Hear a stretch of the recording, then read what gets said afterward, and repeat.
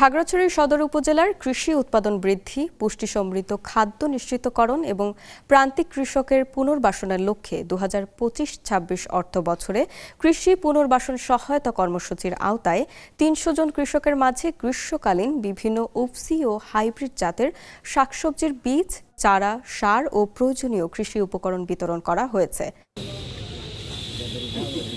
আজ সকালে সদর উপজেলা কৃষি অফিস প্রাঙ্গণে আয়োজিত এই বিতরণ অনুষ্ঠানে সভাপতিত্ব করেন সদর উপজেলার নির্বাহী কর্মকর্তা ফারিয়া সুলতানা।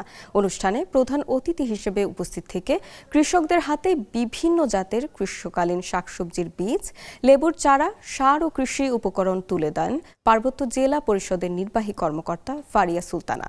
অনুষ্ঠানে উপজেলা কৃষি কর্মকর্তা মুক্তা চাকমা সঞ্চালনা করেন। এ সময় জেলা কৃষি সম্প্রসারণ অধিদপ্তরের উপপরিচালক মোহাম্মদ নাসির উদ্দিন চৌধুরী সহ কৃষি বিভাগের কর্মকর্তা, স্থানীয় জনপ্রতিনিধি এবং উপকারভোগী কৃষকরা উপস্থিত ছিলেন। কৃষি বিভাগের কর্মকর্তারা জানান, সরকারের কৃষি পুনর্বাসন সহায়তা কর্মসূচির আওতায় প্রান্তিক কৃষকদের উৎপাদন সক্ষমতা বৃদ্ধি, পারিবারিক পুষ্টি নিশ্চিতকরণ এবং গ্রীষ্মকালীন সবজি ও লেবুর আবাদ সম্প্রসারণের লক্ষ্য নিয়ে এ উদ্যোগ বাস্তবায়ন করা হচ্ছে।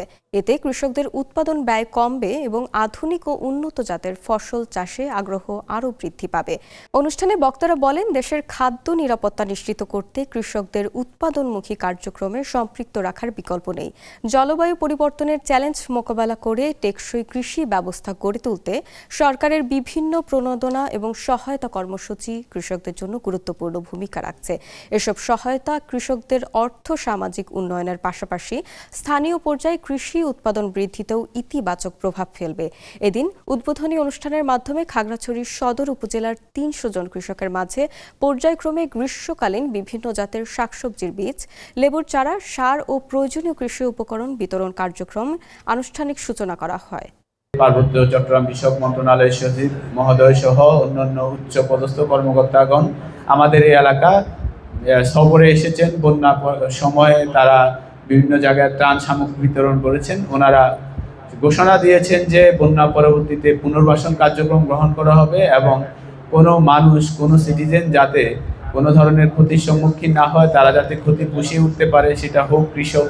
সরকার নিয়মিতভাবে প্রায় প্রতি 2 মাসে আপনারা দেখেন যে প্রণোদনা বিতরণ করেন।